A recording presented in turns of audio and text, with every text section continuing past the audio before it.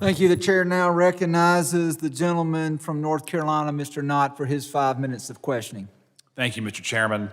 Thank you to the witnesses who were here. I will say that I am a little bit miffed whenever I hear grievances about the current president and the funding that seems to be at issue. When you look at sanctuary cities, sanctuary states, and the amount of tax dollars that are going to illegal immigrants in states just like Illinois, New York City, California, et cetera, where illegals, we now know, are getting free health care, free education, free transportation.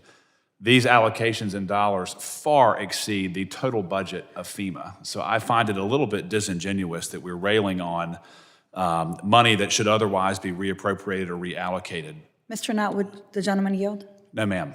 And when we have had 4 years of draining billions and billions and billions of dollars to people who are not here illegally, crocodile tears over FEMA not having enough money seems to be somewhat disingenuous.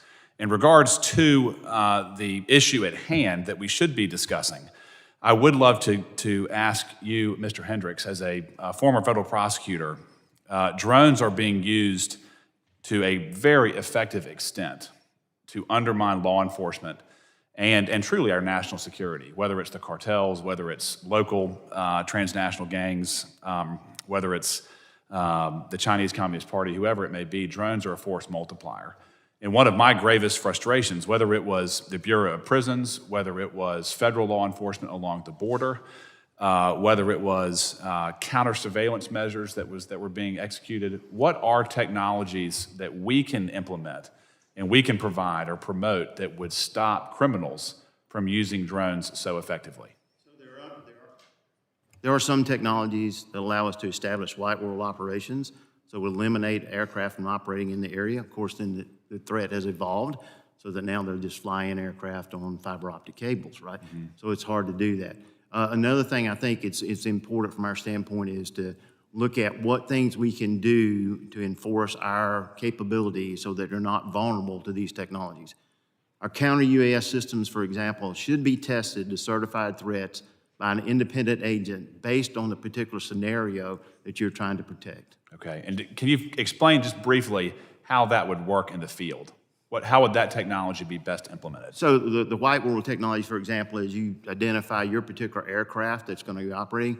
You could look at it as roughly comparable to remote ID or to UAS traffic management.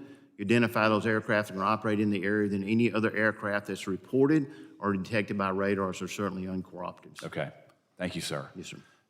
Dr. Ledbetter, I want to talk to you in regards to the components that go into many drones that we use in a law enforcement capacity and a first responder capacity. It's my understanding that many of those components are made in other countries, whether it's China, whether it's other nation states. Are you familiar with the basic percentage of our components that are put into American drones that are made in China or other countries? I'm not familiar with that number, sir. Are you familiar? Is it a problem that you're aware of? It is a problem, yes, sir. And how would you quantify briefly? We've got a minute and a half. From your expertise, how can we assist bringing some of those jobs and technologies back to the United States for manufacturing? Well, it's absolutely critical. I find that most whether it's first responders, military members, whatever, they want to get the job done, and they'll get the job done. And right now, the cheapest, most available resource out there is going to be a DJI, which is a Chinese product, and we need to comply with NDAA and bring those parts back into the United States and build a compliant American-made drone. Did I answer your question? It did, but in regards, I guess, to follow up, in regards to what we can do in this committee, are there certain regulations, rules, laws that make it more costly for drone manufacturers to operate or to produce their materials here as opposed to overseas that you're aware of? Absolutely. Supply chain is, we're hamstrung by the supply chain to get parts. Availability is another issue. And then price. We're looking at anywhere from 3 to 5 times the cost per part to make an American-made drone versus a DJI or Chinese part. In regards to the technology, as you understand it, how are American companies, how are American innovators faring as it relates to international competitors?